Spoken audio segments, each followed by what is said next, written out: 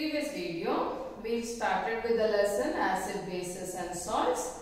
We learned a few characters or a few properties of acid bases, and we also learned the action of acid on metallic oxide and action of base on non-metallic oxide. I hope you have understood. Now let us see that concept 2.2. What do all acids and bases have in common?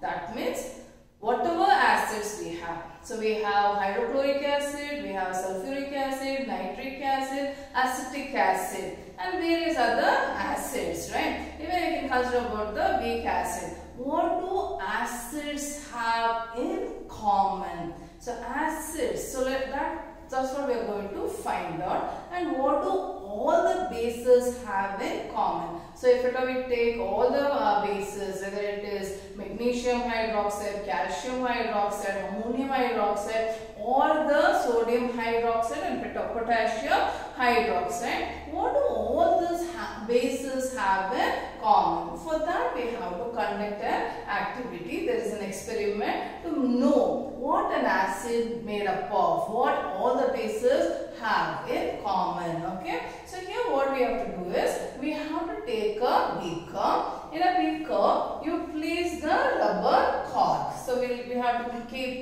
fix a rubber cork, and we have to fix iron nail. We have to fix iron nail on the rubber cork, and the nails are connected to 6-volt battery through a bulb and a switch.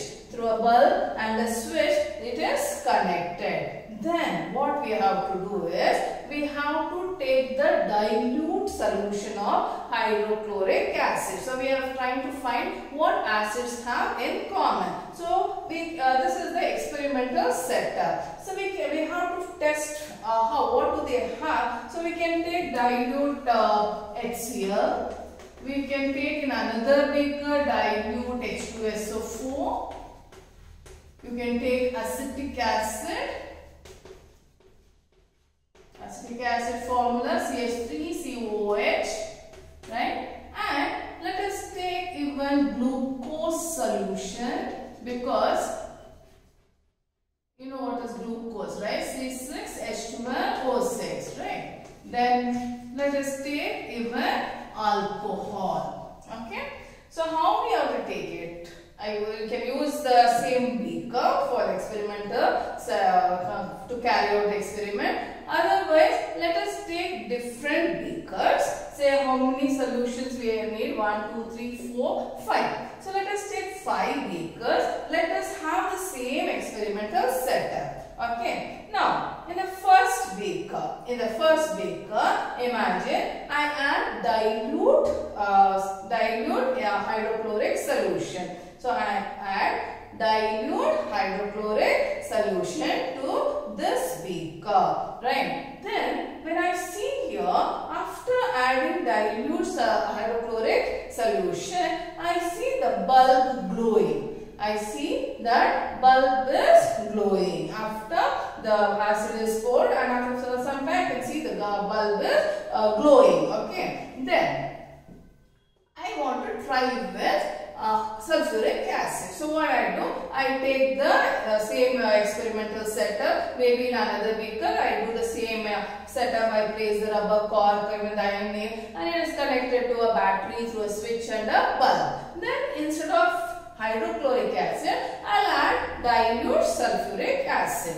Now I want to see whether the bulb will glow. So when I add dilute sulfuric acid, even then the bulb glows.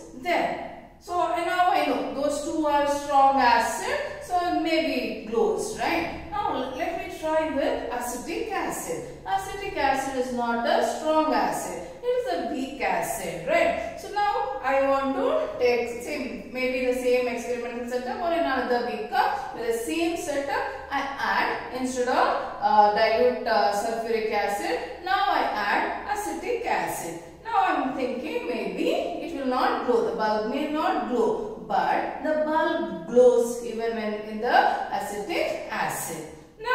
Now I want to check whether the bulb will glow in glucose solution or in the alcohol solution. So I make a solution of glucose and add it in the beaker, and I see whether the bulb will glow or not. But here in the glucose solution, the bulb does not glow. Okay, and even in case of alcohol also, the bulb does not glow. Only in the presence of acidic solution, when I added dilute hydrochloric acid, dilute sulfuric acid and acetic acid, the bulb glow, right? So why the bulb glows only in this acidic solution? Why not in glucose or alcohol solution? So let us see why only in acidic solution. Acidic solution in water conducted electricity. How? Because when in acid, in any acid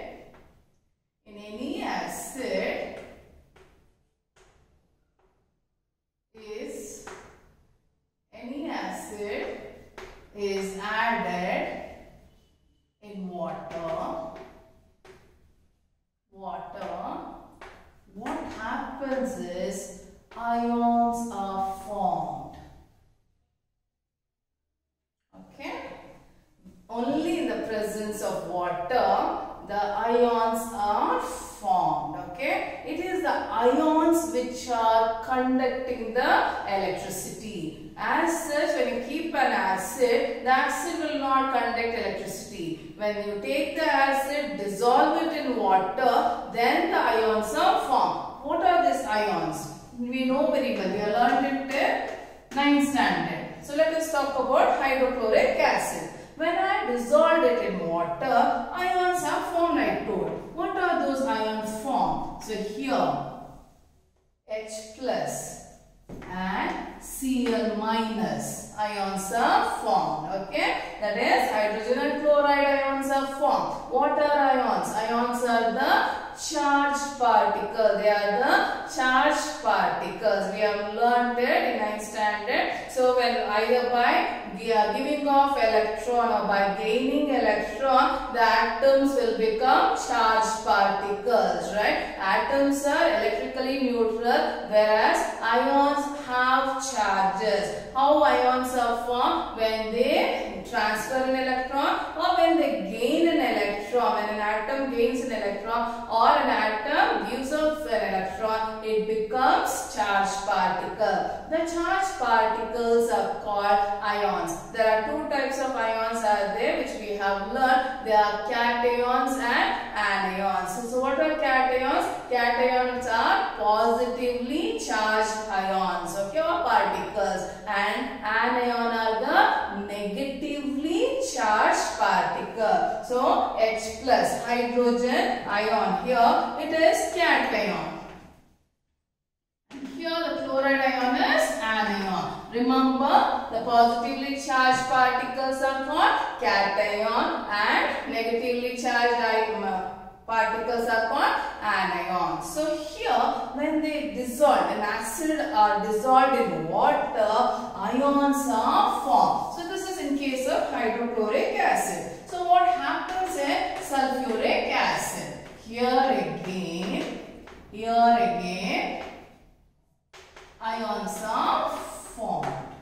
Here again ions are formed, right? And when we talk about nitric acid, okay, so here again the ions are formed. And when we talk about the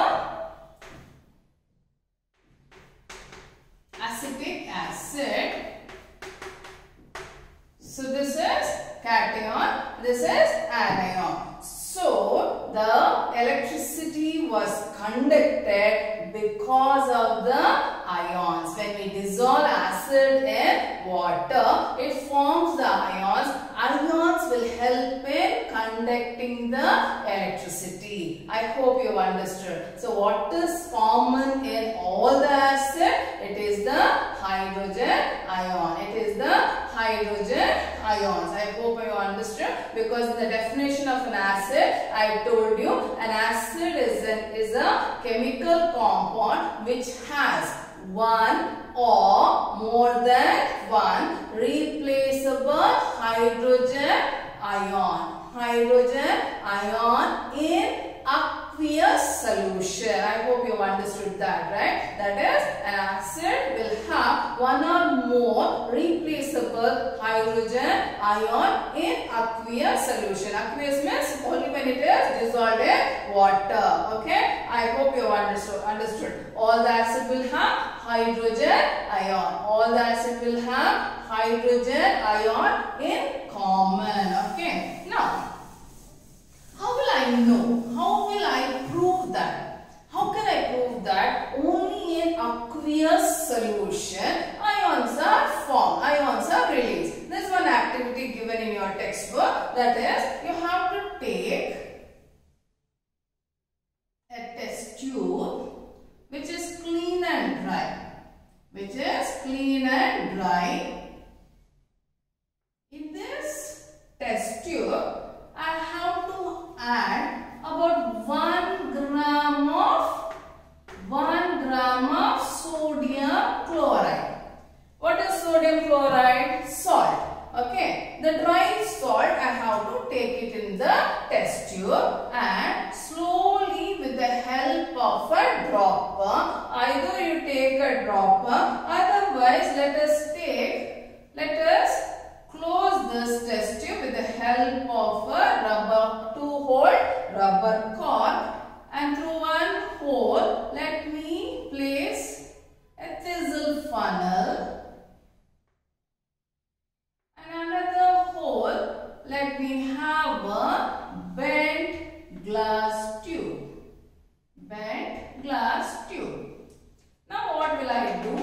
I will add concentrated sulfuric acid.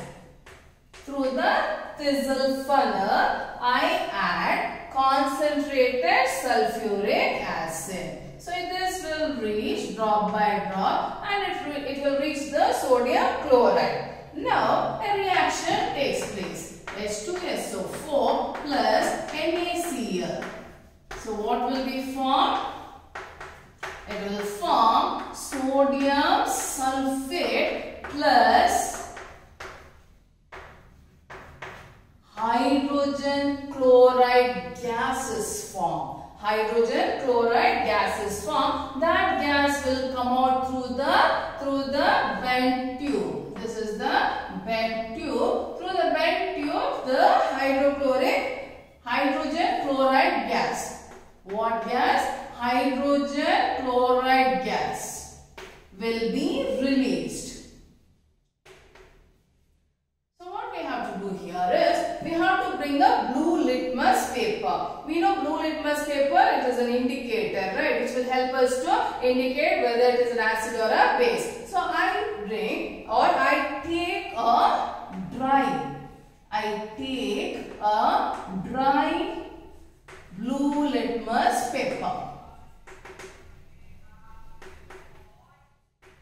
Dry blue litmus paper, I bring it closer to the mouth of the bent tube. Okay, the bent tube. So I see there is no change. So what I do, immediately I take the blue litmus paper, dry blue litmus paper, and dip it in water. Then I again keep it near the mouth of the bent glass tube. Then there is change in color. The blue litmus will change to red, indicating the released gas is an acid, hydrogen chloride gas. So what did we understand by this experiment is that acids will release. They will release ions only in the aqueous solution. Only in the aqueous solution. So that's why whenever we write hydrogen ion, we have to mention AQ. We have to mention AQ. AQ means what? Aqueous solution. So what is aqueous solution? It is a water, in water. Okay. So that's why whenever we mention H plus, you should be writing it as HQ or H H3O ion. What is this H3O ion? It is hydronium ions. It is hydronium ion because hydrogen cannot stay as it is. It will combine with water and it forms hydronium ion. So either you write H plus or H3O plus to indicate hydrogen ions. I hope you understood that. And we also proved that ions are released only in the aqueous solution. Okay. Now, so this experiment is very important. This experiment is very important for you to draw. So draw and practice. Even you learn the experiment. How will you prove that acidic solution will conduct electricity? So you have to say, take a beaker, place a rubber cord and fix two iron nail. The iron nail should be connected to a 6-volt battery through a bulb and a switch. Then take acidic solution, that is the dilute hydrochloric solution, chloric acid solution. You have to put it and we see that the bulb glows. And in the place, instead of hydrochloric acid, if we take glucose, okay, when it's in the same setup, experimental setup, instead of hydrochloric acid, if you add glucose or the alcohol, the bulb does not glow, indicating that they don't conduct electricity. Acids can conduct electricity only because the formation of ions. So let us see, what do all the bases contain? What do all the bases have in common? Now you can tell me, right? So bases, when hydrogen ions are present in all the acid, what do the bases contain? We have learned. If you know the formula, you can tell me, right? So we have learned about NaOH, KOH.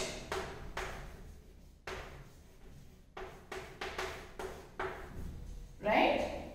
Yes? What do all the bases have in common? All the bases have hydroxide ions. All the bases have hydroxide ions. The hydroxide ions are common in all the bases. That is, when you take sodium hydroxide, what is NaOH? Sodium hydroxide. When we take sodium hydroxide, which is solid, because in the lab we get sodium hydroxide as the flakes or pellets that we have to dissolve it in water. When we dissolve it in water, we get Na plus, where in the water, aqueous, and OH minus. Okay, so even bases conduct electricity because of the ion. Which are those ions? OH ion.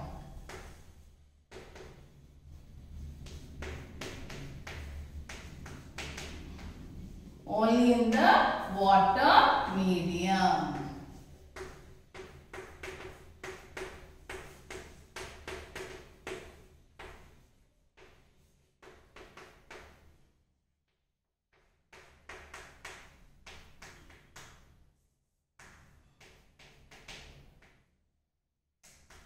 Okay, right? So all the bases have hydroxide ions in common. So I hope you have understood this concept. What do all acid and bases have in common? So all acids